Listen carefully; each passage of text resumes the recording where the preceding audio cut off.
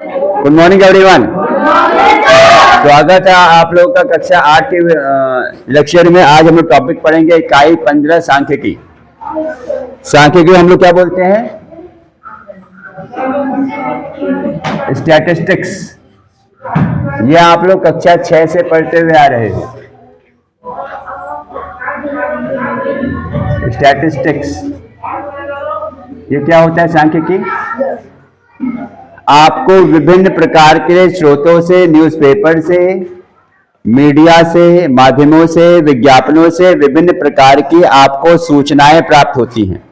उन सूचनाओं को जब संख्यात्मक रूप में लिखा जाता है, उन सूचनाओं को जब संख्यात्मक रूप, संख्या के माध्यम से जब रिप्रेजेंट किया जाता है तो उसको हम लोग कहते हैं सांख्यिकी। ठीक है। अब उन सूचनाओं को एकत्र करके, उन आंकड़ों को एकत्र करके उसको व्यवस्थित किया जाता है। व्यवस्थित करने के तरीके अलग अलग हैं। आरोही क्रम में, अवरोही क्रम में, जो हम लोग बचपन से पढ़ते हुए आ रहे हैं, है ना। जब संख्या, तो हमने अभी तक क्या क्या पढ़ा है पिछली कक्षाओं में? इन सूचनाओं को हम लोग शो करते हैं किससे? ध्यान है किसी को? पिक्टोग्राफ। पिक्टोग्राफ। इसमें हम लोग उस ग्राफ को क्या करते हैं? अलग अलग चित्रों के माध्यम से शो करते हैं, है ना। उसके बाद हमने क्या पढ़ा है? पिक्टोग्राफ। अभी सुन लीजिए, लिखने की बहुत ज्यादा आवश्यकता नहीं है, अभी मैं पिछला ही टॉपिक बता रहा हूं आपको। इसके बाद हमने पढ़ा है क्या? दंडारेख। दंडारेख को हम लोग क्या कहते हैं? Bar graph. ये हम लोग कक्षा 7 में शायद पढ़ चुके हैं, बार ग्राफ। इसके बारे में पढ़ा है पाई चार्ट या पाई ग्राफ या वृत्तारेख। ये आप लोग पिछली कक्षाओं में पढ़ चुके हैं। यानी हम जो भी सूचनाएं हैं, जो भी उसको हमने संख्यात्मक रूप में लिखा वो हो गया। ठीक है। और संख्यात्मक रूप में लिखने के बाद उसको हमने विभिन्न प्रकार से व्यवस्थित किया। ठीक। जैसे मैं यहां बात करता हूं, कक्षा 8 की बात करते हैं। कक्षा 8 में 54 ऑन रोल हैं। कितने बच्चे हैं बेटा? 54 ऑन रोल हैं। अब सबके नंबर, फिर 54, हाँ, है ना, सबके मार्क्स उसके अगर रोल नंबर से, मान लीजिए गणित का टेस्ट हुआ है, गणित के टेस्ट में 54 बच्चों के अलग अलग नंबर आए हैं। ठीक है। अब जो भी अगर हम मान लेते हैं मैक्सिमम मार्क्स, इसमें मान लो 50 नंबर का टेस्ट हुआ है और अलग अलग बच्चों के अलग अलग नंबर आए हैं। ठीक है। अगर मैं इसको रोल नंबर के माध्यम से लिखता हूं, अगर मैं रोल नंबर के अनुसार हर एक बच्चों के प्राप्तांक लिखता हूं, तो वो क्या हो गया? एक प्रकार का डाटा या आंकड़ा है जो कि अपने ओरिजिनल फॉर्म में, इसको हम लोग क्या कहते हैं? Raw data. इसको कहा जाता है रॉ डेटा। यानी जो भी इंफॉर्मेशन, डाटा, आंकड़े आपको ओरिजिनल फॉर्म में मिल रहे हैं। सही है। मूल रूप में जैसे मिल रहे हैं। आंकड़े बहुत प्रकार के, किसी भी प्रकार के हो सकते हैं, कोई भी। ठीक है। तो ये क्या हो गया? Raw data. अब जब इसी नंबर्स को मैं अरेंज करता हूं असेंडिंग और डिसेंडिंग ऑर्डर में, अगर मैं इसको अरेंज करता हूं किसमें? असेंडिंग, मतलब असेंडिंग ऑर्डर क्या होता है बेटा? आरोही क्रम सुना है तुम लोगों ने? आरोही क्रम क्या होता है? बढ़ते हुए क्रम में, है ना। हम लोग डेली प्रार्थना में आरोही क्रम में खड़े होते हैं। कैलेंडर में जो तारीख होती है 1 2 3 4 5 6, वो आपके पास आरोही क्रम में ही होते हैं, है ना। या डिसेंडिंग ऑर्डर में। डिसेंडिंग ऑर्डर मीन्स अवरोही क्रम, घटते क्रम में। यहां पे हम लोग क्या कर रहे हैं भाई? आपके पास कहा जाए स्टैटिस्टिक्स या सांख्यिकी, गणित की, मैथ की। स्टैटिस्टिक्स को कह सकते हैं ये this is the branch of mathematics which deals with the representation analysis of the data obtained. Statistics या सांख्यिकी मैथ्स की वह शाखा है जिसमें आंकड़ों को विभिन्न प्रकार से व्यवस्थित किया जाता है। सही है। ये हो गया। इतनी चीजें हम लोग पढ़ के आ चुके। अगर मैं इसी को कहता हूं अगर इसको असेंडिंग ऑर्डर में करना है तो क्या होगा? तो छोटी संख्या आएगी, उसके बाद 27 आ जाएगा, 34 आ जाएगा, 38 आ जाएगा, 43 आ जाएगा। इतनी सब चीजें आप लोग पिछली कक्षाओं में पढ़ चुके हो। ठीक है, तो देखते रहना, बंद ना हो जाए। हाँ? केंद्रीय प्रवृत्ति की माप, या हम कह सकते हैं measures of central tendency. Measures of central tendency, इसको आप कहते हो इंग्लिश में। ठीक है, अब ये क्या हो गया? केंद्रीय प्रवृत्ति की माप, ये वो आंकड़े होते हैं जो दिए हुए आंकड़ों को परिभाषित करती है या फिर उसका प्रतिनिधित्व करती है। ठीक है, ऐसी संख्या, यानी क्या हो गया? दिए गए आंकड़े में एक ऐसी संख्या है जो दिए गए आंकड़ों का प्रतिनिधित्व करती है। जनरली वह आंकड़ा समूह के मध्य में आता है। जनरली वह आंकड़ा, जो भी आपके पास आंकड़े दिए गए हैं, वह समूह के मध्य में या उसके आसपास की एक संख्या होती है। और आंकड़े की इस प्रवृत्ति को हम लोग क्या कहते हैं? केंद्र प्रवृत्ति।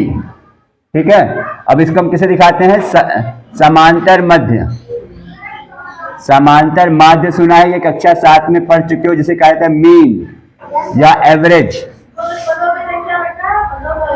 ठीक है, इसके बाद आप देखते हो माध्यिका। माध्यिका क्या होता है? मीडियन। इसके बाद हो गया है आपके पास बहुलक, mode. Measures of central tendency is a data which will be lying between or in the given data। एक ऐसा आंकड़ा जो दिए हुए समूह के मध्य में या उसके आसपास लाई करेगा। इसका छोटा सा उदाहरण अगर मैं लूं, मान लो संख्या 2, 4, 6, 8, 10 है। इसका अगर मैं समांतर मध्य निकालूंगा तो क्या हो जाएगा? समांतर मध्य को हम लोग दिखाते हैं x बार से या a से। क्या होता है? सभी पदों का योगफल बटे पदों की संख्या। तो कितने यहाँ पे n का मान हो जाएगा? 1, 2, 3, 4, 5 है, 5 हो जाएगा। आप जब यहाँ पे इसका समांतर मध्य निकालोगे तो कितना आ जाएगा? पदों की संख्या बटे 5, जोड़ी कितना आ जाएगा? ये 30/5। अब 30/5 में क्या आएगा? 6 आया। अब देखो ये 6 क्या है बेटा? इसी आंकड़े में मध्य का पद है या फिर उसके मध्य के आसपास भी हो सकता है। ठीक है, एक तो ये मीन आप लोग पढ़ चुके हो। इसके बाद आपसे कहते हैं माध्यिका। माध्यिका क्या होता है? अब माध्यिका आप कक्षा 8 में पढ़ोगे। हाँ,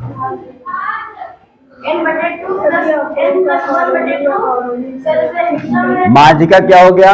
दिए गए आंकड़ों को अवरोही क्रम या आरोही क्रम में लिखने के बाद, दिए हुए आंकड़ों को अवरोही क्रम या आरोही क्रम में लिखने के बाद उसमें जो मध्य में आंकड़ा आएगा उसको हम कहते हैं माध्यिका, है ना?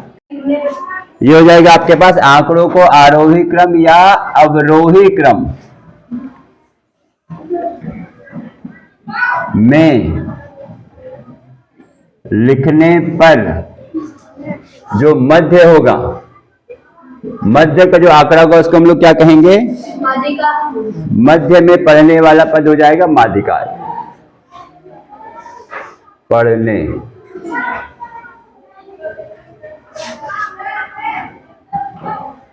वाले पद को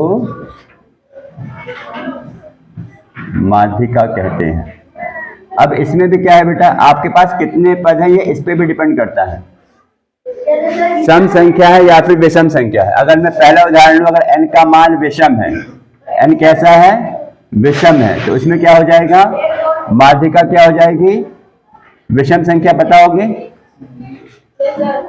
जो संख्या 2 से विभाजित नहीं होती है। अगर मान लीजिए इसमें अगर 5 हैं, अगर 5 पद आपके पास हैं जो कि आरोही क्रम में है, ये साफ साफ दिख रहा है कि तीसरा वाला आपका माध्यिका हो जाएगा। तो तीसरे के इधर भी 2 पद हो गए हैं, तीसरे के इधर भी 2 पद हो जाएंगे, तो मध्य में हो जाएगा। हमने आंकड़ों को अरेंज किया है आरोही क्रम में या अवरोही क्रम में, फिर बीच वाला पद हो गया। इसमें n का मान क्या है? 5, जो कि विषम है। इसके लिए क्या सूत्र हो जाएगा, n+1/2वां पद, यानी n टोटल नंबर ऑफ आंकड़े या टोटल नंबर ऑफ डाटा अगर विषम संख्या है तो उसमें एक ही आपके पास माध्यिका होगी। दूसरा केस क्या बनता है, अगर n आपके पास सम संख्या है या इवन नंबर है, यहां पे जैसे उदाहरण ले लें, अगर आपके पास 6 है, 6 संख्याएं आपने आरोही क्रम में अरेंज कर दी हैं, तो इसमें क्या होगा भाई, ये पहली संख्या, दूसरी, तीसरी, चौथी, पांचवी, छठी, तो जो आपके पास बीच में पड़ेंगे, देखा जाए आशीष क्या होगा इसमें, जो आपके पास आंकड़े बीच में पड़ेंगे उसका हम लोग क्या ले लेंगे, उसका एवरेज कर लेंगे, मीन ले लेंगे उसका, ठीक है।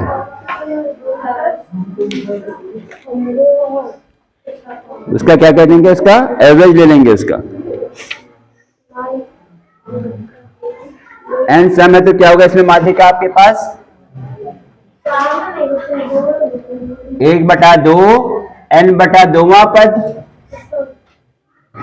प्लस n/2 प्लस 1वां पद, इस पे हम लोग, ठीक है। और ये सूत्र कब काम करेगा, जब आंकड़े आपके पास अनग्रुप्ड हो। कैसे हो, अनग्रुप्ड क्या हो गया, अवर्गीकृत, ठीक है। अब इस पे एक प्रश्न लेते हैं आपकी बुक का, ये कब काम करेगा, मैंने क्या कहा, अवर्गीकृत क्या हो गया, इसका मतलब मालूम है, अवर्गीकृत आंकड़े, यानी जब आपके पास कैसे आंकड़े हो, समूह में ना हो, ठीक। जैसे यहां पे कहते हैं जब ऐसे लिखा हुआ आंकड़े अलग अलग लिखा हो, जब 15 है, 18 है, 19 है, 7 है, 5, ये सब कैसे आंकड़े हो जाएंगे, अवर्गीकृत आंकड़े हो जाएंगे ये, ठीक। अब देखिए इसमें प्रश्न देख लेते हैं हम लोग।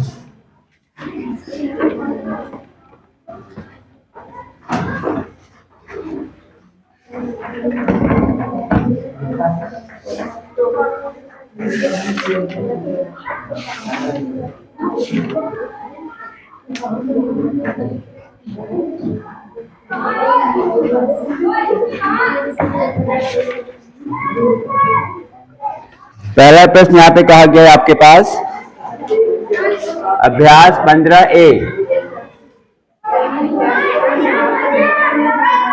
प्रश्न 1 क्या कहा गया है,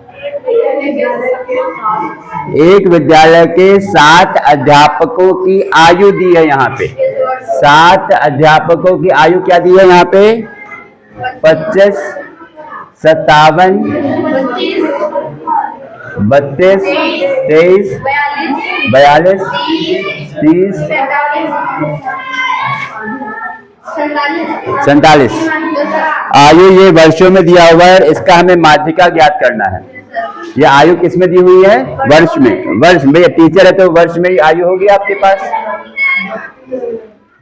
इसमें क्या करेंगे फिर इसको हम लोग करेंगे आरोही क्रम में कर लिखेंगे, पहले से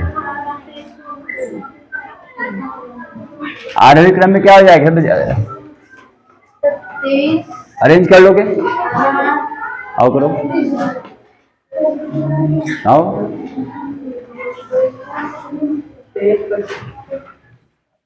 पहले हाथों सबसे 23, 25,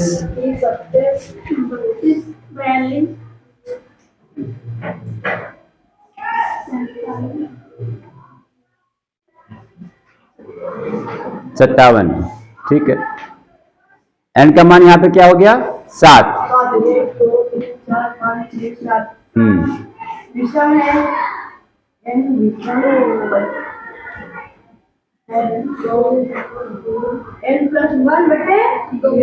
दो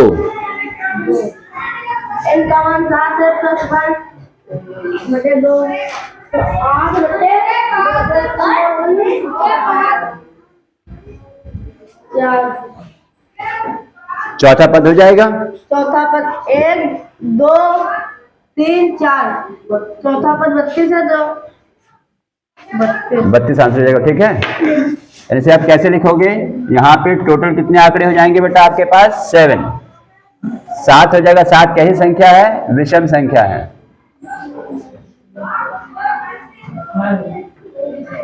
तो माध्यिका यहाँ पे क्या हो जाएगा, लिखने का तरीका अवश्य देखिए बेटा, n+1/2 वहां पद, यानी यहाँ पे क्या हो गया, इस पद पे जो नंबर होगा, जो संख्या होगी, वो आपके पास माध्यिका होगी अमन। ठीक है, 7 + 1/2वां पद कॉपी में लिखते चलिए, अगली कक्षाओं में आपको फिर से मिलेगा ये सब टॉपिक। ये क्या आएगा, चौथा पद हो जाएगा यहाँ पे, यानी जो चौथे पे एक, अब यहाँ पे कैसे देखोगे, ये पहले पे है, दूसरे पे, तीसरे पे, चौथे पे, तो चौथे पे क्या है आपके पास 32 वर्ष जो होगा इन आंकड़ों का हो जाएगा माध्यिका। 32 वर्ष जो होगा इन आंकड़ों का हो जाएगा माध्यिका। ठीक, इसी तरह प्रश्न 2 में क्या कहा गया है, प्रश्न 2 में आपको बालिकाओं की आयु दी हुई है ना, क्या दिया उसमें, बालिकाओं की आयु दी हुई है,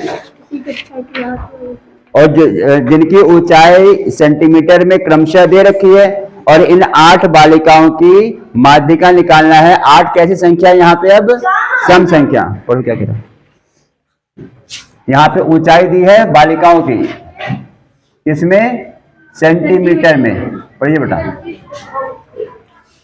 140, 142, 135, 133, 137, 150, 148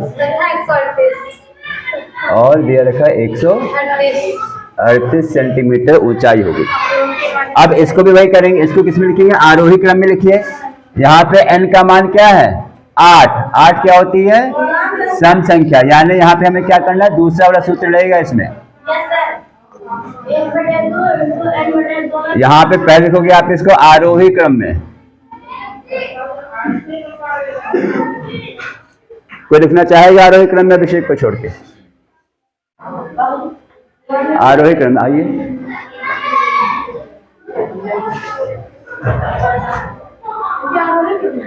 लिखो,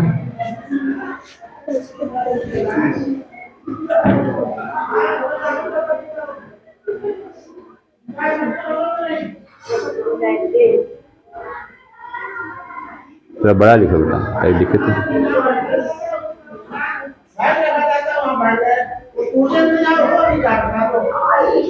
हमें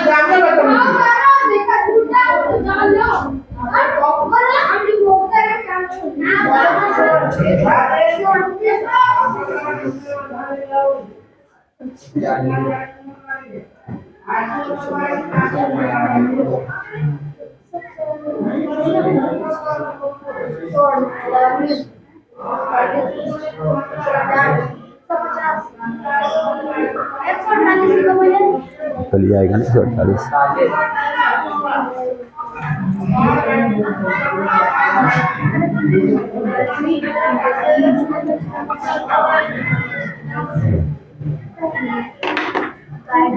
एन यहाँ पे कैसा है, सम संख्या है, तो सूत्र क्या लगेगा, 1/2 ब्रैकेट में nवा पद प्लस n/2 प्लस 1वां पद, दोनों को निकाल के हम 2 से भाग कर देंगे। अगर देखा जाए तो n का मान यहाँ पे क्या है 8/2,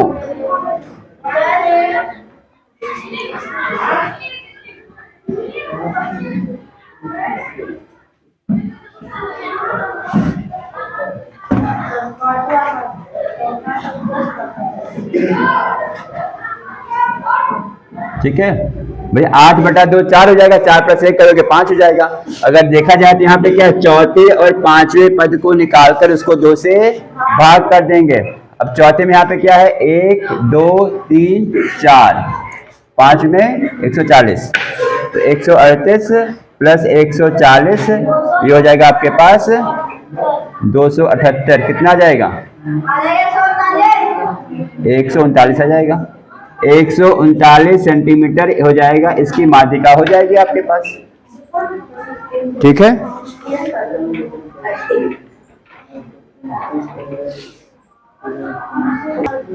अब यहाँ पे हम लोग देख रहे हैं बेटा, जब आंकड़े अवर्गीकृत हो परंतु सारणीबद्ध हो, आंकड़े जब अवर्गीकृत हो परंतु सारणीबद्ध हो, यानी आंकड़े कैसे हैं? अवर्गीकृत, समूह में नहीं है। ठीक, अब इसके बाद यहाँ पे क्या है, यानी अनग्रुप्ड डेटा कहा जाता है। क्या कहते हैं? अवर्गीकृत क्या कहते हैं? Ungrouped data, ungrouped data. अब देखा जाए तो यहाँ पे 3, 4, 6, 8, 12, अगर ध्यान से देखो ये पहले से ही आरोही क्रम में लिखा हुआ है। इसमें लिखा है आपको 90%, 95% चांस बिल्कुल ये है कि आपको ऑलरेडी आरोही क्रम में मिलेगा, नहीं है तो आप उसका आरोही क्रम में कर लोगे, पहली बात। दूसरी बात, अब देखो हमने इसको क्या किया गया है, सारणी में लिखने का क्या मतलब है? बैठ जाइए, अब इसको ऐसे देखिए आप जरा, यही यहाँ पे 3 की बारंबारता क्या है? 2। अब बारंबारता क्या होती है? बारंबारता क्या बोलते हैं? फ्रीक्वेंसी। इंग्लिश में फ्रीक्वेंसी क्या होता है? नंबर। हाँ बोलो। हाँ, 3 2 बार आया है, 4 5 बार आया है, मीन्स यहाँ पे number of times a particular data occurs, आंकड़ा कितनी बार अकर हो रहा है। जैसे मैं इसको लिखूं कैसे आएगा, देखो अगर मैं इसको देखूं तो ध्यान देखिएगा, 3 कितनी बार आया है? 2 बार। ये यही चीज आपकी ऐसे लिखी जा सकती थी। 4 कितनी बार आया है? 5 बार, 3 4 5। ठीक, 6 कितनी बार आया है? 4 बार। इसको हम ऐसे भी लिख सकते थे, तो ये आंकड़े सेम थे, आंकड़े सेम थे, इसलिए हमने क्या किया, इसको सारणी बना ली इसकी। अब 8 कितनी बार आया है? 5 बार। मेरे ख्याल से समझ में आ गया होगा। यही सेम आंकड़ों को आपको इस प्रकार भी प्रदर्शित किया जा सकता था। आंकड़े इस तरह न लिखकर इन्होंने सारणी में इसको लिख दिया है। भाई आपका 3 2 बार आ रहा है, 4 5 बार आया है, 4 5 बार आ रहा है, 6 4 बार आ रहा है, 8 5 बार देखो आया है, 12 3 बार आया है।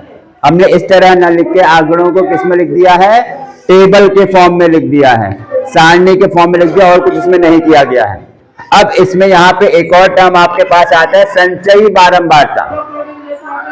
क्या होता है? ऐसे आपको लिखना नहीं है, ये बस आपको समझाने के लिए मैंने लिखा है, अगर लिख भी देते हो तो कोई गलत नहीं है। संचयी बारंबारता, संचयी बारंबारता क्या हो गया? Cumulative frequency. अब गौर फरमाइएगा बिल्कुल बहुत ध्यान से, बहुत इंपॉर्टेंट टॉपिक है जो क्लास 10 तक के बच्चों को भी समझ में आसानी से नहीं आता है, या जब 10 तक पहुंच जाता है तभी वो फील नहीं कर पाता है। इधर देखो, संचय बारंबारता 2 हो गया, 2 + 5 कितना आएगा? 7। इसमें क्या किया? 2 + 5 हुआ है, ये 2 + 5 7। अब इस 7 का मतलब क्या हो गया है? 7 पहले 7वें पद तक, 7वें पद तक जो भी आंकड़े आपके पास हैं उसका मान 4 से कम है। चेक कर सकते हैं, 1 2 3 4 5 6 7, 7वें पद तक जो भी मान उसका मान 4 से कम है। अरे अब मैं 7 में 4 जोड़ दूं क्या हो जाएगा? 11। 11 कैसे आ रहा है? 7 में 4 जोड़ के आ रहा है।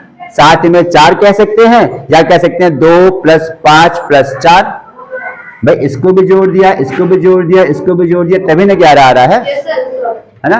अगर यहाँ पे 6 में 11 आ गया, यानी क्या हो गया? 11वें पद तक, 11वें पद तक आंकड़े 6 से कम है, आंकड़े 6 से कम है। अब 11 में 5 जोड़ दो कितना आ जाएगा? 16। 11 + 5।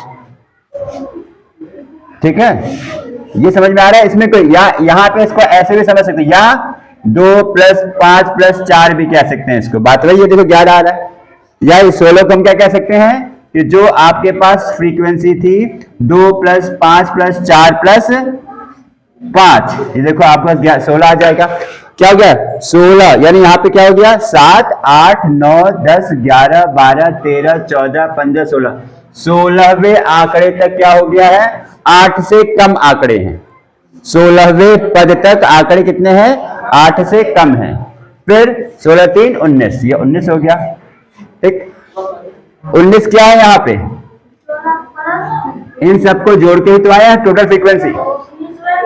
19 क्या आ गया है?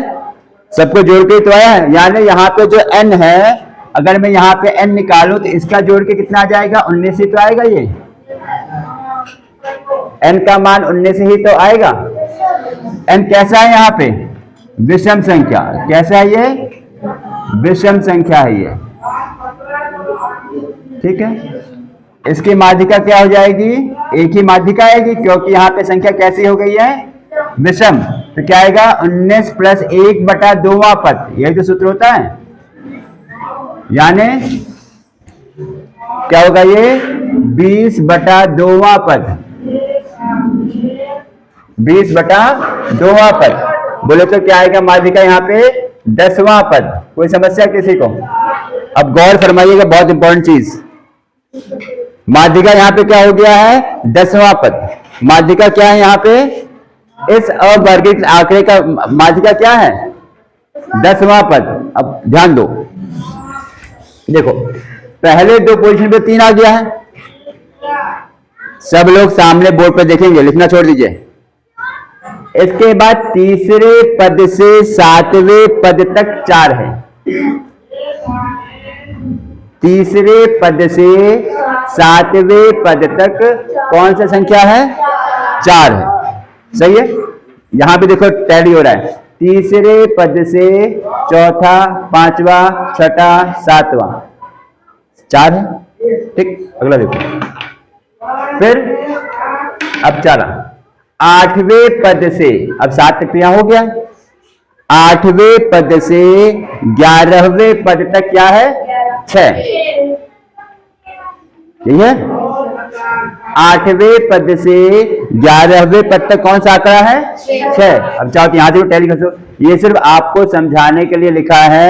अभी तक हमने ऐसे ही प्रश्न देखे थे लिखे हुए, इसको मैं इससे रिलेट करने का प्रयास कर रहा हूं ताकि, और यहाँ पे तो संख्याएं छोटी थी ना बेटा, 2 था, 5 था, 14 था, तो हमने लिख दिया था, 4 था। तो मान लो यहाँ पे 12 होता, 15 होता, 18 होता, 21 होता, तो हम शायद नहीं लिख पाते। कितना लिखते उसे हम? इसमें आपको मन में समझना पड़ेगा। अब 11 तो हो गया है। अब 11 में क्या है? 12वें पद से, कहां से? 12वें पद से 16वें पद तक 8 है। 12 13 14 15 16। ठीक, फिर 17वें पद से 19 पद तक 12 है। 17वां, 18वां, 19वां। सही है। माध्यिका हमें क्या मिला है? 10वां पद। अब इसमें 10वां पद निकाल सकते हो। जो भी यहां पे निकालोगे, आप हमेशा देखोगे संचयी बारंबारता में उससे बड़ी संख्या कौन सी है या उसके बराबर कौन सी है। उससे बड़ी संख्या कौन सी है कहां देखेंगे? संचयी बारंबारता के कॉलम में, या उसके यहां पे 11 देखा हमने, यानी 11वें पद तक क्या है? क्या देखा था? 8वें से 11वें पद तक तो 6 था। 8वें से 11वें पद तक तो 6 था। यहाँ पे क्या हो गया? ये 8वां है, ये 9वां है, 10वां। तो 10वां पद कौन सा है यहाँ पे? 6। तो माध्यिका कितना हो जाएगा? 6 आपका यहाँ पे उत्तर हो जाएगा। बहुत इंपॉर्टेंट टॉपिक है, आगे जाके आप ओजीव बनाओगे उसमें भी काम आएगा। ओजाइव कक्षा 10 में 6 नंबर का प्रश्न आता है। ठीक, सही है। आशा है बहुत आसान टॉपिक है, सबको समझ में आ गया होगा। घर जाकर अपनी कार्य पुस्तिका के प्रश्न अवश्य लगाइएगा।